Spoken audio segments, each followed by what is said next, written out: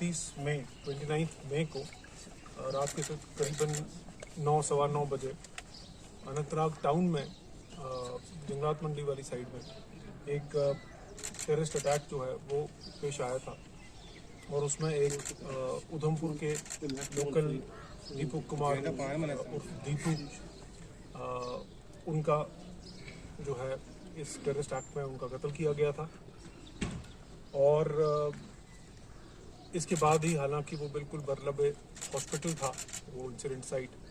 और उनको उसके बाद जब वहाँ शिफ्ट किया गया बट अनफॉर्चुनेटली वो ब्रॉड डेड करार दिए गए। उसके बाद उसके साथ ही हमारी जो सर्च ऑपरेशंस और इन्वेस्टिगेशन और जो तफ्तीश वगैरह हुई और इसमें हमारे पास जो टेक्निकल लीड्स आई सामने, और उसके साथ साथ जो हमारी बाकी इन्वेस्टिगेशन हुई, उस इन्वेस्टिगेशन की बेसिस पे जो है हमें कुछ क्लूज मिले और उस क्लूज के चलते हुए हम आगे बढ़े।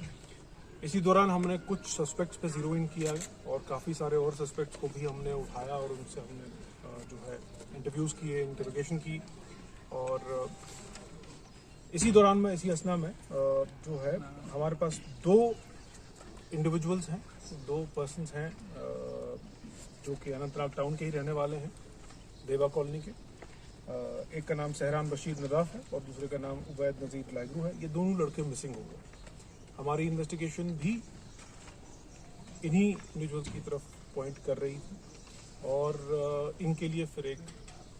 लंबा चौड़ा जो है हमें एक सर्च ऑपरेशन लॉन्च करना पड़ा। जैसे जैसे हमारे पास और टेक्निकल क्लूज और बाकी ह्यूमन इंट की जो क्लूज हमारे सामने आए, उस सब को साथ में लेते हुए ultimately we were able to arrest the accused and उसके बाद जो है पूरी कॉन्स्पिरेसी उसका खुलासा किया गया। इसमें काफ़ी टाइम हमें जो है वो लग गया प्रॉपरली पूरी चेन को कवर करने में कि किसने वेपन सप्लाई किया था और किसने रेकी की थी और कैसे उस पूरे वाक़े को अंजाम दिया गया था और कैसे उसमें प्रॉपर प्लानिंग के तहत, प्रॉपर कॉन्स्पिरेसी के तहत जो है directions Pakistan based handler Khalid Kamran जो कि जैश मोहम्मद और या उसका front organisation Kashmir freedom fighters करके एक एलिजिट ग्रुप है, उसके हैंडलर ने कैसे डायरेक्शंस दी और वो डायरेक्शंस कैसे बामल लाई गई, और ये पूरी कॉन्स्पिरेसी का खुलासा हो गया है। और जैसा कि आपको जो हमारा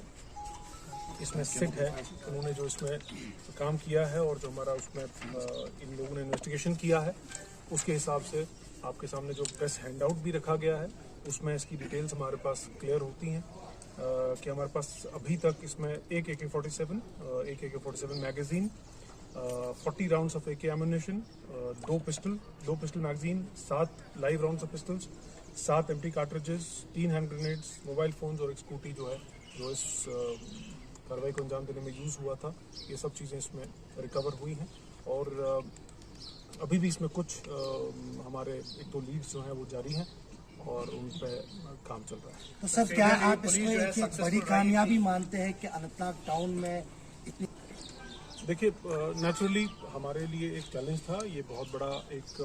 जो केस था वो हमारे पास था। और जैसे कि आप जानते हैं कि इस तरह की जो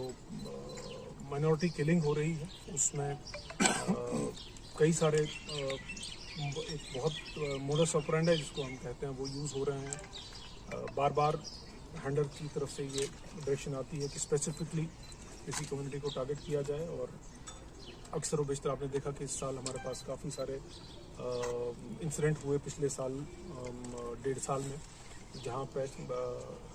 कम्युनिटी की बेसिस पे या रेजिडेंस की बेसिस पे टारगेट किया गया लोगों को। और